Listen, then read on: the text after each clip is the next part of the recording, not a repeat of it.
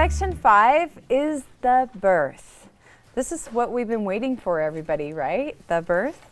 The pushing and actual birth of the baby is a very intense part of labor. Usually a lot of hard work for mother and a lot of excitement. Section 5 gives instructions on what to do when the baby's born, which will answer the following questions. What are the important things to remember to do?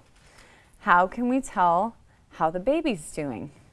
How can we help to prevent tearing of the perineum when the head is moving through? We will also use dolls to role play, and this is the fun part. We're going to be interactive. So is everybody ready? All right, let's go. Well, we're getting ready to give birth, okay? The mom is starting to push.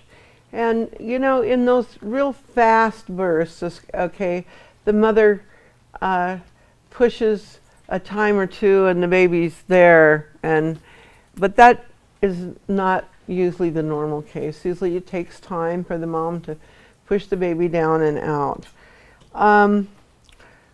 We would want to wash our hands so that we're all ready for the birth. We have been given job assignments. Whoever's in charge has given us assignments of how to use what we should be doing. We need to communicate very clearly, and we shouldn't hold back. If we want to communicate something, then we can talk to the person in charge or whatever.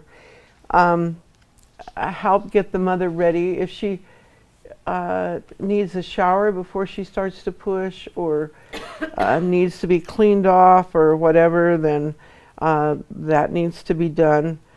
And as the contractions get harder, help the mother get into a relaxing breathing pattern. I must say that, you know, some women are quite vocal, okay, and that is okay. Sometimes being too stoic, okay, and too silent it is not even as good, because they tend to keep it inside and they don't process the birth after it's over as well. So sometimes, do you know what I mean, for the mother to be vocal and express how she's feeling and so forth is really good. And so we should just accept this. But when she says, I can't do it anymore, just remember this one, okay? I can't do it anymore. This is too hard. Just say, oh, that's a sign that you're almost there. You're doing so well. The baby's going to be born really soon. And that is definitely a sign, okay, of women going in and starting to push. Pushing is something that you have kind of a natural feeling in your body, and it's like a throwing up, only going the other way, okay? And some first-time moms, you're going to have to help them push a little harder than what they do. And some of them are going to have to hold their breath, kind of take a breath, and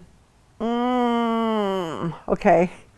Now, this is what I say to mothers when they start to push, and coaching them really helps. So, you're going to take, when the contraction comes, you're going to take that cleansing breath and blow it out. Take another breath and hold it and put pressure. Okay, and then take another breath and use pressure. Now, if the mom only manages to hold it for three counts or something like that, that is not really going to be enough pressure for the baby to come out, unless she's one of those drop the baby, okay?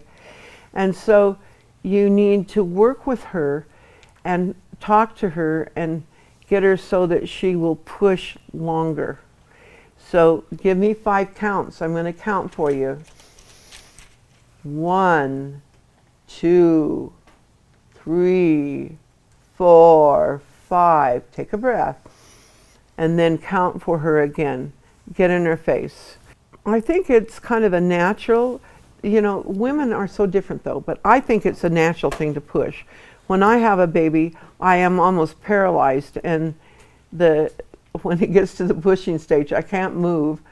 Okay, but then the pushing urge comes and I have to push no matter what. You know, there's no way I can back off, okay? But some women don't even have a pushing urge very much. So you have to just kind of work with whatever it is. And this is a time when it would be very valuable to have a labor and delivery nurse or someone that knows how to do vaginal exams, because if the lady is pushing and she's not fully dilated, you actually need to have someone work the cervix, okay, or back her off. And a lot of times I have seen at births, okay, where women were allowed to push without checking them to see if they were dilated fully, and they'd push and push and push and nothing was happening, and they generally had the babies pretty fast. And it was because if they were gonna push, someone better get in there and help them dilate. Okay, just finish that last part. But as I say, you'd have to have a nurse or someone who's used to it. So sometimes it would be good to back off. If someone has an urge to push, hold them off a little bit, okay? If they get to the point where they have to push, then for heaven's sakes, let them push. But that is kind of a tricky thing. And don't be hesitant to go in and actually do a vaginal exam if you have gloves, okay? You don't want to get contaminated, and you don't want to contaminate the lady. But also, a husband might be the best choice, okay? If you don't have any gloves, okay, and you want to have the mother checked, have the husband wash his hands, put some olive oil on it, and tell him to go in and see if he can feel through it. And this is the key, okay? You have to remember this, okay, for checking the cervix. In order for you to verify that you actually have the cervix, you have to go under it. And it's like a round circle with your mouth, okay? You have to put your finger under it like this, okay? To really test whether you've got the cervix or not. Because you can be fooled. You have to be able to go under it. And if there's no cervix there, you should probably be able to feel that, you know, there's nothing there. And it's just head, okay? I'm all for heads. That's good. Okay, so the mother starts to push, and I think that you gals are just all ready to take care of this lady and so informed as to what to do. We have a crock pot next to her. We're going to put a warm washcloth up against the perineum to kind of soften it and help it take a little of the pain away. She may start to poop a little bit, okay, and she'll be embarrassed about it, okay, and you tell them, well, this is just naturally what happens, okay, because the head is pushing everything out of the way, okay.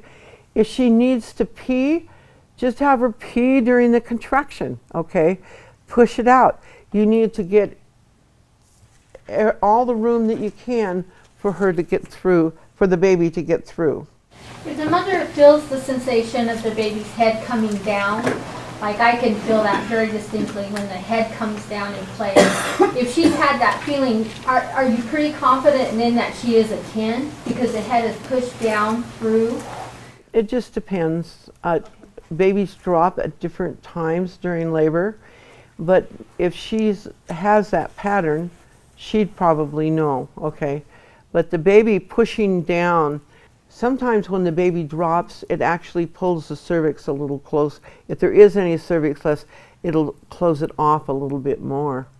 And then it has better pressure on it and it'll dilate it faster.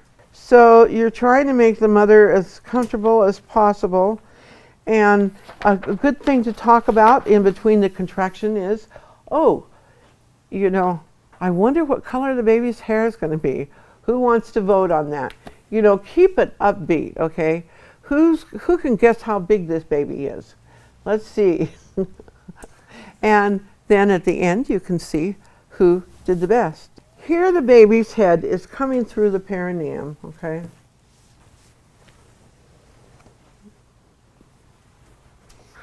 Okay, it's coming out, okay? So what are we going to be looking for? Color on the head. Good, good, good.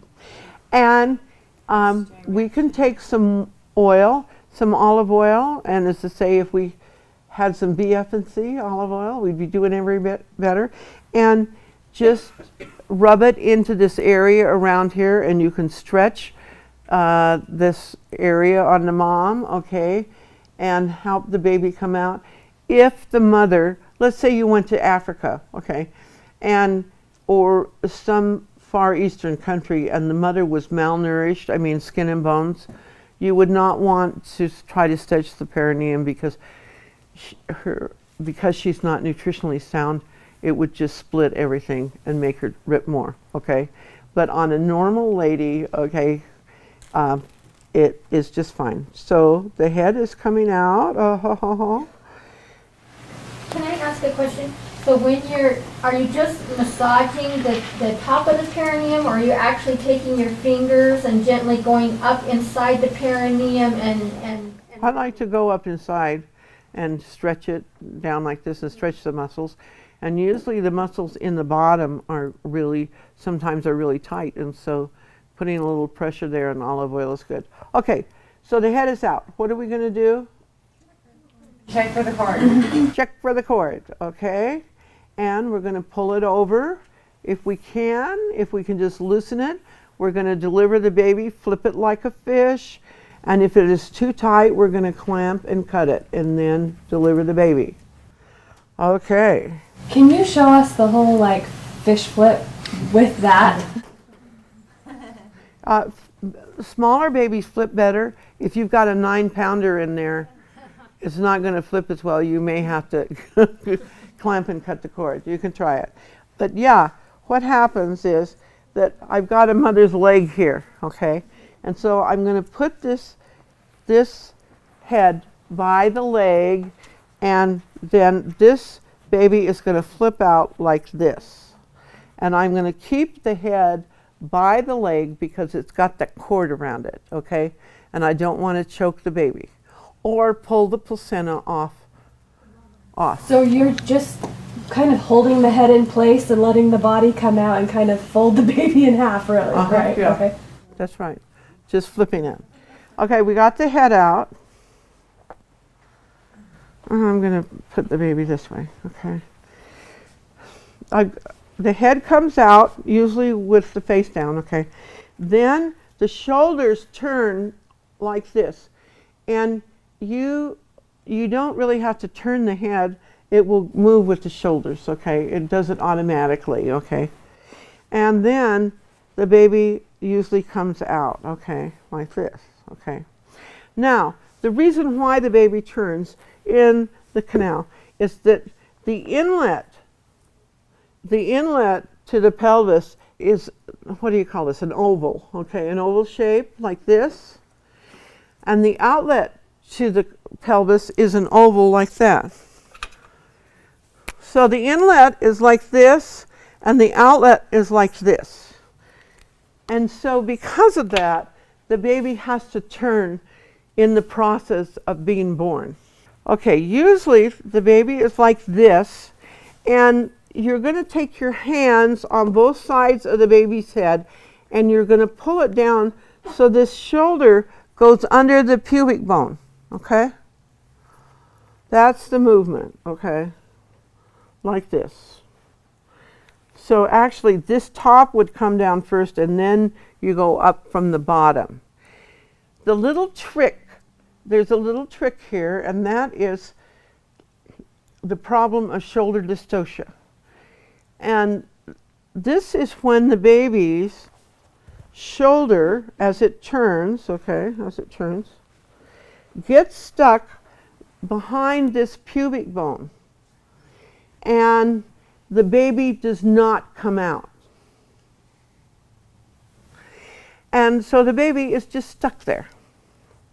Now, before I started my practice years ago, I went down to California and took a little seminar from the El Paso Maternity Center. Karen Holland was the lady's nurse who came out and taught it from El Paso. And there was a doctor who came and talked to us at that conference, and he said, there's one thing that you need to know before you deliver babies, and that is you need to know how to handle a stuck shoulder. He said, I had the experience in medical school where we did not have a doctor at the birth. We had 3 interns. And the only thing that we were taught in medical school was to push down over the pubic bone. Can you see, to push the shoulder down would help to help the baby out. And he said, that's the only thing we knew to do. And we did it, and it did not happen. The baby was not born, and the baby died, okay? Just staying there. And I need to let you know that this is really critical, and you need to be aggressive to get some babies out. Especially if the lady, you go in and she says, well, my doctor only will give me C-sections because my babies are so big, okay? You know right then that you better be thinking about doing, that you've got a shoulder dystocia. And I had a client maybe a year and a half ago who decided that they wanted to do it themselves, do their own. And she had really big babies, and I was concerned about that. So I said, I'm going to come over and I want to show you how to get a shoulder unstuck, okay, in case you have that happen when you have the baby, because if you know that, you should be fine, okay? So I went over with my little pelvis and doll, and I talked to the dad about what to do if the shoulders got stuck, okay? And I think the baby was 10 pounds, and of course the shoulders got stuck, and it's stuck there, and you think, do you know what I mean? Well, first of all, I told him that although you are not supposed to put a lot of leverage on a baby's neck, okay, you can pull pretty hard. You can pull pretty hard on the baby to get it to go down. That's the first thing I check, because if I can get it out that way, fine. If I can't, then I'm going to go to another method, okay? I had, when I was training to be a midwife, there was another gal that was training at the same time, and she got to the birth before the midwife got there, and she was the only one there, and the baby was stuck. And she really hadn't been trained fully on all the different maneuvers that you had to do, and she could not get the baby out. And she continued to be aggressive, because you're going to have to be aggressive. And she put the mom next to the edge of the bed, and she stuck her foot up on the bed, okay? And she pulled the baby down with everything that she possibly could. And the baby came out, and the baby was okay. I'd get a chiropractic adjustment after, after such a thing. But that was the only thing that she could figure out. But that movement of going down is really important when you're delivering a baby. So the head comes up, you put your hands like this and go down like this, and the baby should come out, okay? Now, one way to avoid a shoulder dystocia is having the mother push after the head comes out, have her keep pushing, because what happens, okay, is here the head is out, okay? And if you can get her to push the baby out before the shoulder gets all the way up, then you have a smaller space, okay, actually.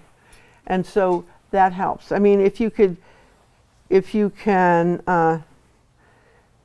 as the baby's turning, just have her push the baby out. that motion that the baby's already in is helping. So I'm not a great fan of a baby coming out and the head out and then waiting for a contraction before you have the mother push again. I'm all for, if that head is out, let's get this baby out. Okay, that's mine. But that isn't necessarily the best thing, but that's me, okay? I'm gonna do it. But this is what some of the things that you can do, okay? If you've got a baby stuck in here, okay?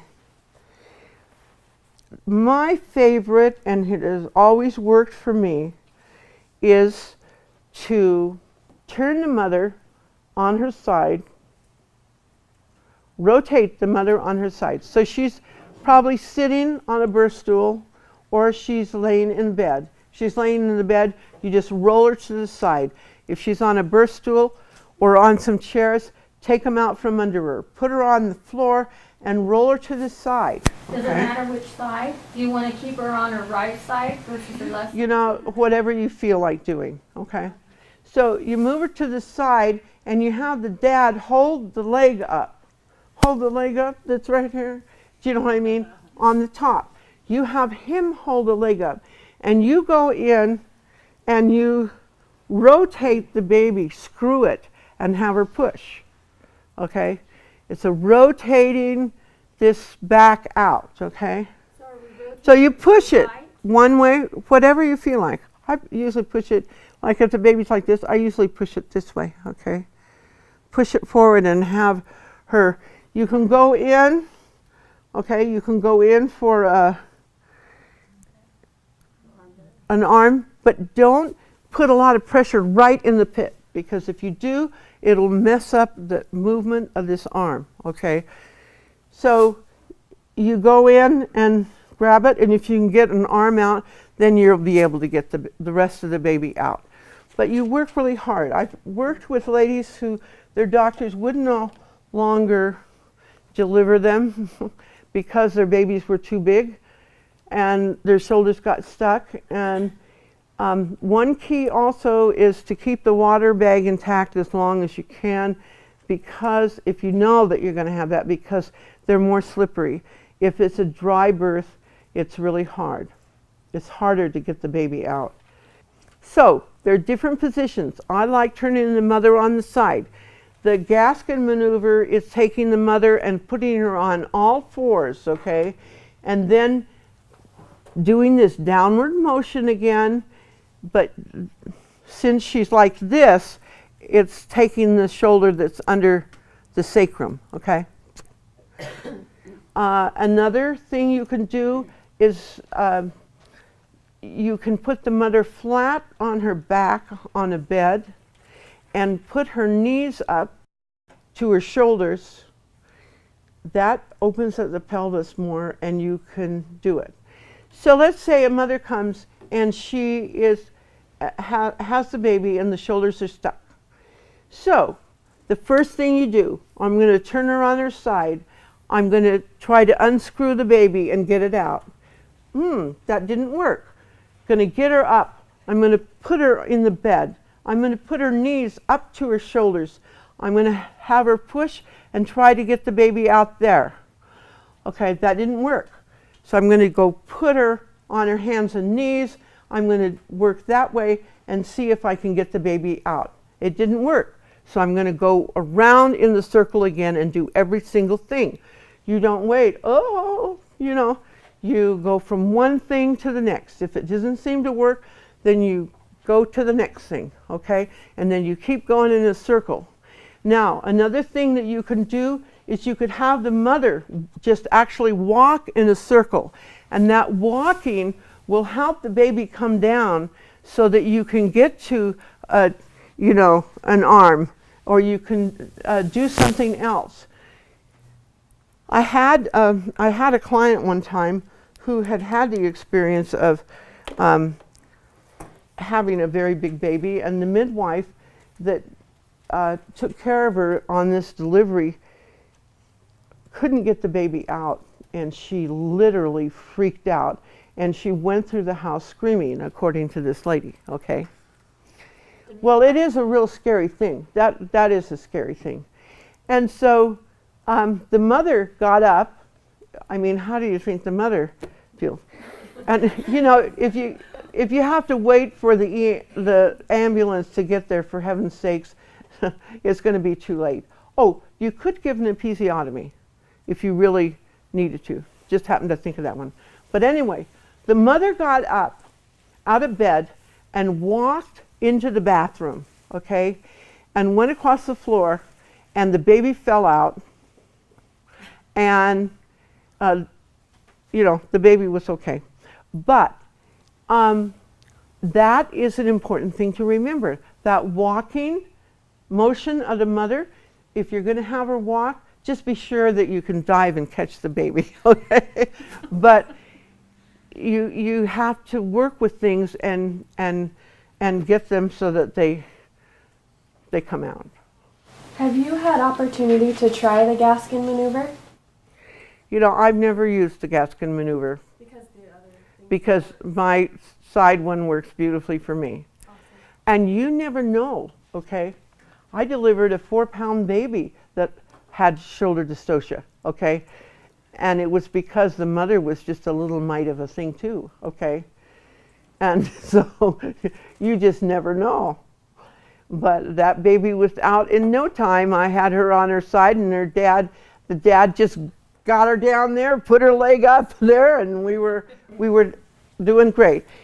It is really wonderful to have extra hands, okay? I really feel like, as a midwife, okay, I take attendants with me, and it's because it makes a safer birth. It does. So your group, the ladies together, in other words, you need extra hands, okay? Okay, so we got through shoulder dystocia. That was pretty good. Do you have to do anything different with the baby's posterior? Because sometimes it's slower of the baby's posterior. That's a good question. Baby posterior. If the baby is posterior, it's going to be a longer labor.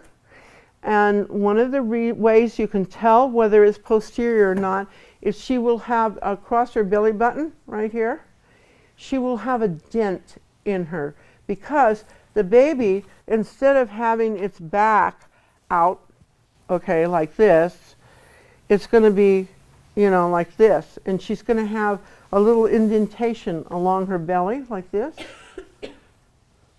And the heart tones are going to be over here on the right side, okay, if it's really posterior. A lot of that can be prevented during pregnancy to keep the baby out of that position, okay? But if you are in labor and it's posterior, it's going to be a longer labor.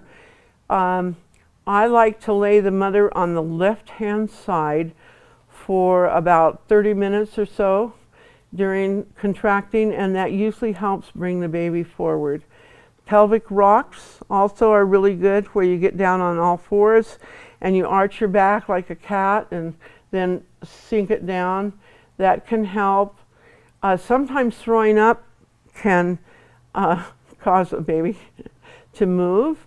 For instance, one time this lady was pushing and pushing, because it takes longer to push them out because it's a bigger diameter, okay? It's, you know, like 11.0 centimeters rather than 9.5, which is the regular, you know, this way. It's like this, okay? Oh, throw up, that's what I was going to tell you. Cute little story. I had this gal once that was pushing, the baby was posterior, okay?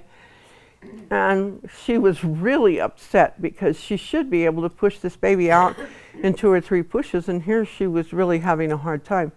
So I gave her some lobelia and cayenne, okay? Ugh. I mean, oh, drink this.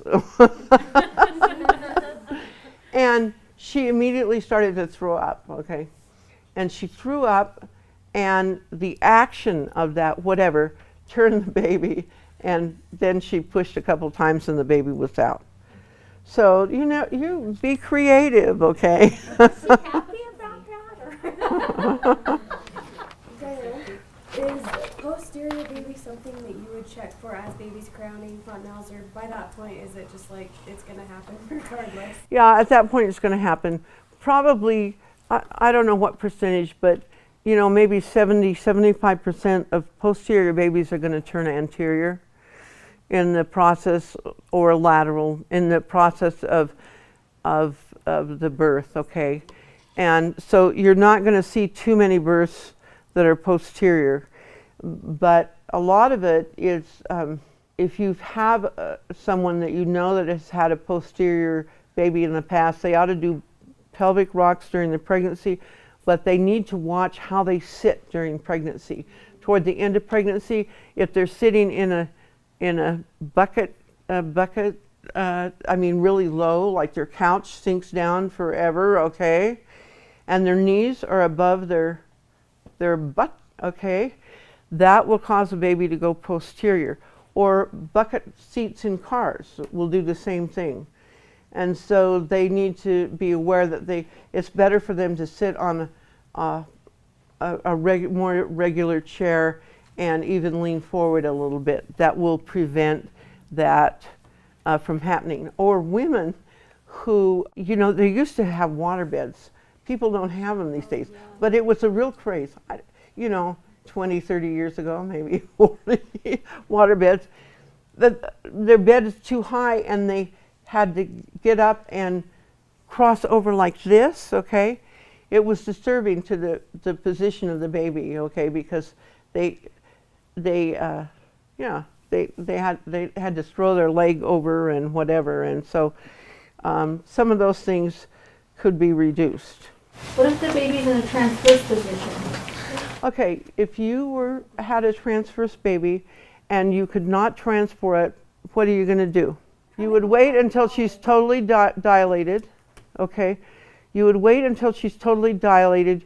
You would go up with your hand and try to find, I would probably try to bring the baby breech, okay? Because you could grab onto the feet.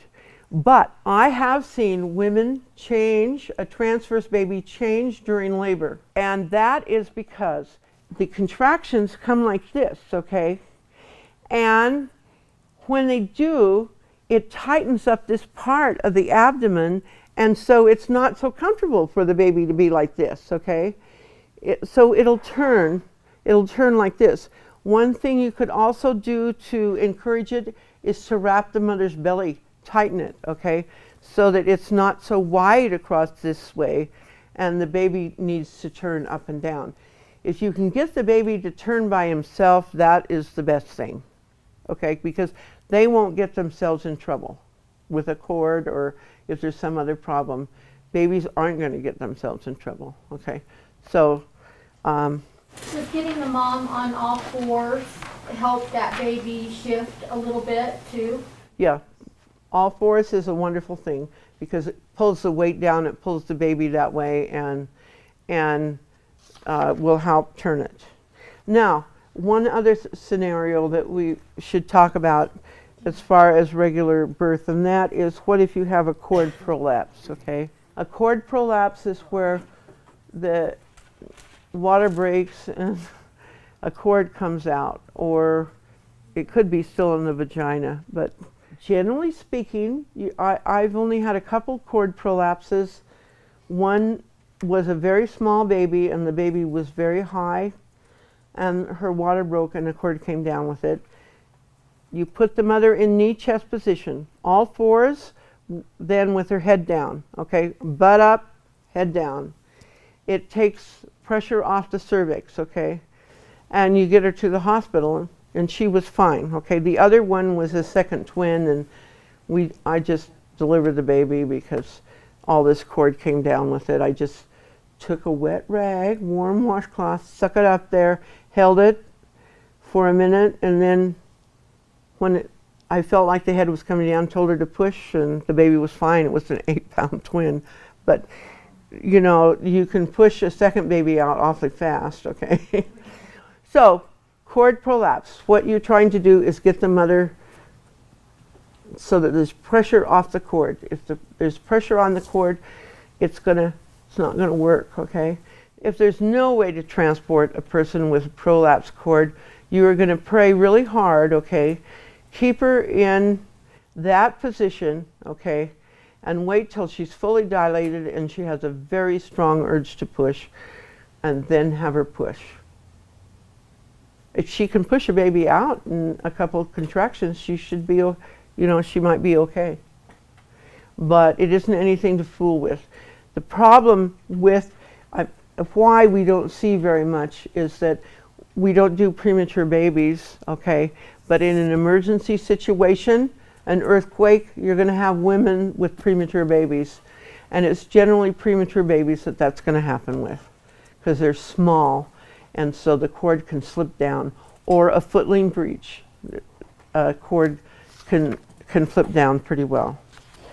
What position do you prefer when you're trying to deliver a baby?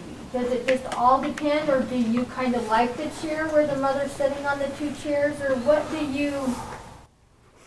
Well, I personally use a birthing stool. I love it, okay, because you've got gravity. It helps really well. But I'll do anything the mother wants to do unless I think it's dangerous, okay? But mothers have a good sense about how they feel. They might want to be in a praying position up against the bed. That works good. They can do anything. Do you know what I mean? But moms generally have a sense, and if they want to do something, then yeah, say, that sounds good. Let's try that for a while. There's no set way that it has to be done. But being up a little bit with gravity does make a difference. Okay? It is very helpful. So propping the mom up on the bed, at the back of the bed, is a good way to do it. And a lot of women actually like to give birth that way. Can you explain what a birthing stool looks like? A birthing stool. Oh, it's like a horseshoe. It's like a horseshoe. Well, it's about like that, about this tall, and it's a horseshoe. And you just sit, and the front is open, and it's padded. Mine is padded. I feel like something that's really important to remember is to trust the mom. Like, she will get an intuition about something that, like, I've had moms that wanted to birth in the weirdest position, and I was like, where did that even come from? And they have the intuition to know how their baby needs to be born based on the baby's position. So if you absolutely, if you can, trust what she feels, because her baby knows how it needs to be born. Yeah, we just had a testimonial that women have good intuition as to what to do. And always point that out to women, okay? Let them know, okay, that they have an understanding and have a feeling about what needs to be done, and it works, okay? That's important.